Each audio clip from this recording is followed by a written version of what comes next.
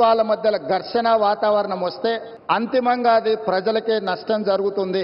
రాజకీయాలు ఎన్నికల సమయంలోనే, ఎన్నికలు ముగిసిన తర్వాత విఘ్నులైన ఎన్నికైన ప్రజాప్రతినిధులు కేంద్ర సహకారంతో రాష్ట్రం యొక్క అభివృద్ధి కోసం కృషి చేయాలి తప్ప పదే పదే కేంద్ర ప్రభుత్వంతో ఘర్షణాత్మకమైన వైఖరి తీసుకుంటే రాష్ట్రం అభివృద్ధిలో వెనుకబడుతుంది.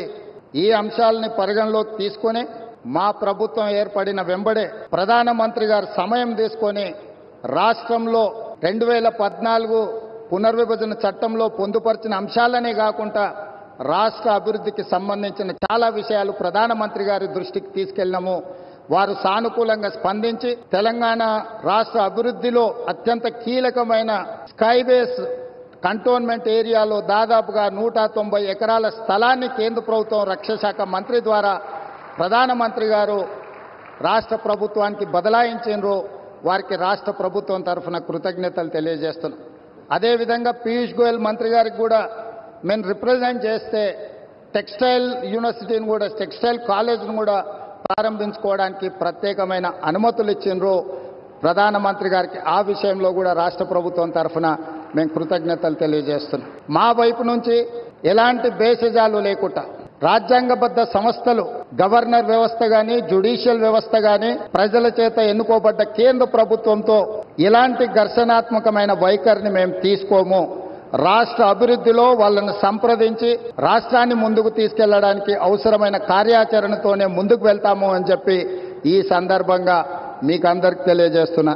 नरेंद्र मोदी जी, हमारे हिसाब से प्रधानमंत्री का मतलब हमारे बड़े भाई के जो मदद रहे तो ही हर प्रदेश के मुख्यमंत्री उनके क्षेत्र में वो कुछ तरक्की कर सकता है, कुछ डेवलपमेंट को आगे ले सकता है. इसीलिए मेरा गुजारिश है, इस वक्त तेलंगाना अगर आगे तरक्की करना है, हम भी गुजरात जैसा हम आगे जाना है तो यहाँ पर आपकी मदद जरूरी है. अगर आपका जो सोच है 5 ट्रिलियन इकोनॉमी हम रीच होने के लिए इंडिया में 5 मेट्रोपॉलिटन सिटीज है, Delhi, Mumbai, Bangalore, Chennai, Hyderabad is one of the metropolitan city. We wanted to contribute your 5 trillion economy system, so please do support us in metro rail, in Musi river development. Why? Because you have developed Sabarmati river. We wanted to develop our Musi river all along with Hyderabad, which is 55 kilometers is there, which is we wanted to regenerate our Musi river. All I need is your support. And moreover, we wanted to establish semiconductor industry. Recently, I have seen the government of India has announced for this encouragement and subsidies, incentives. Hyderabad is the place for semiconductor unit. Please support us. We are there to contribute for 5 trillion economy.